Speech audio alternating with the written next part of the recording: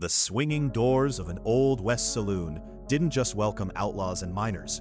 They hid the real architects of frontier society. Behind the drifting cigar smoke and the clink of gold coins, a few extraordinary women were building empires of their own.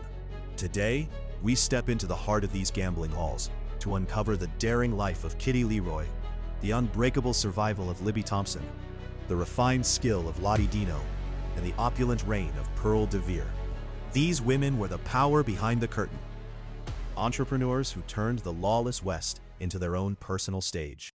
Welcome to Living History Channel. Be sure to subscribe and like so you don't miss out on more videos like this one. Kitty Leroy, the star of Deadwood. Kitty Leroy didn't just enter a room, she commanded it. Born in Michigan in 1850, her journey to the frontier was paved with a talent for performance that she had honed since childhood. By the time she reached the muddy, gold-filled streets of Deadwood in 1876, she was much more than a dancer.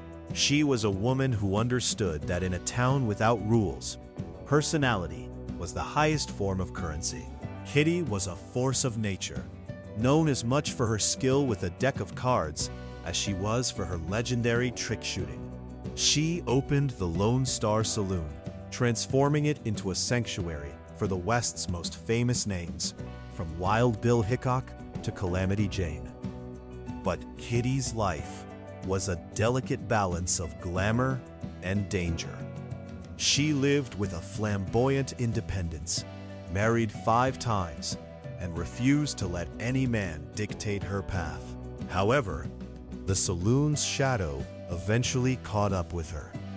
Her final marriage to Samuel Curley ended in a tragic explosion of jealousy within the walls of the very saloon she built.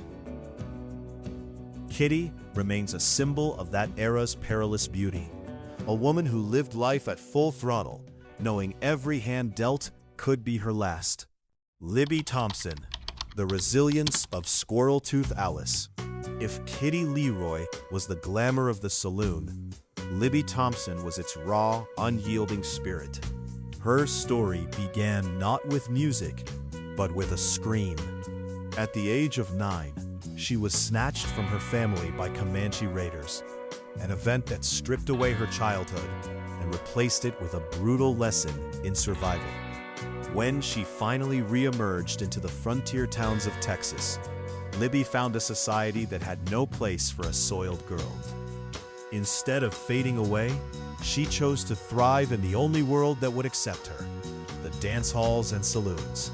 Under the alias Squirrel-Tooth Alice, Libby became a legend in Sweetwater. She was famous for her vibrant red dresses and the pet prairie dogs that often accompanied her. She was a woman who looked the world in the eye and refused to apologize for her profession. She managed her own business, raised a family in the roughest parts of the West, and lived to see the frontier disappear, dying at the age of 98. Libby's life tells us that the saloon was often a refuge for the marginalized, a place where a survivor could turn her scars into a business empire and outlive every person who ever doubted her.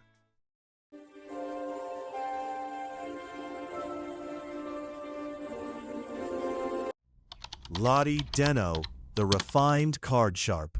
While many saloon women were born of hardship, Lottie Dino brought the elegance of the Kentucky aristocracy to the gambling tables. She was a woman of mystery, a virtuous gambler who maintained her poise even when the stakes were high and the air was thick with tension. Lottie had learned the secrets of the cards from her father, a wealthy horse racer. And when the Civil War left her family in ruins, she took those skills to the Texas frontier. Lottie was a master of the game of faro, a favorite among miners and soldiers. She traveled from town to town, always dressed in the finest silks, earning a reputation for being impossible to cheat and even harder to read. She was the inspiration for countless fictional characters because she proved that a woman could dominate the male-centric world of gambling without ever losing her refinement. Eventually, she proved her ultimate mastery over the frontier life by walking away from it. She and her husband reinvented themselves as respected citizens and community leaders in New Mexico. Lottie's narrative is one of calculated transformation, a reminder that in the West, the smartest player was often the one who knew exactly when to leave the table. Pearl DeVere, the architect of luxury. Our journey ends in the high-altitude boomtown of Cripple Creek, where Pearl DeVere redefined what it meant to be a madam. Pearl wasn't interested in the rough-and-tumble life of a standard saloon. She envisioned a palace. Her establishment, the Old Homestead, was a marvel of the era, boasting electric lights and indoor plumbing, luxuries that even the wealthiest mine owners struggled to find. She understood that in the chaos of a gold rush, men were desperate for a sense of civilization and prestige. Pearl was a brilliant strategist who recruited only the most talented women and maintained a level of exclusivity that made her the most successful entrepreneur in the region. She was a symbol of the Gilded Age of the West, a woman who leveraged vice into a high-end luxury brand.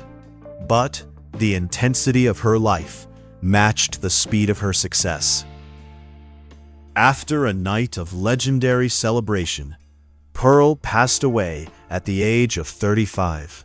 She was buried in a ceremony that reflected her status: opulent, expensive, and unforgettable. Her legacy remains a lens through which we can see the sheer business acumen that women brought to the frontier's most profitable industries.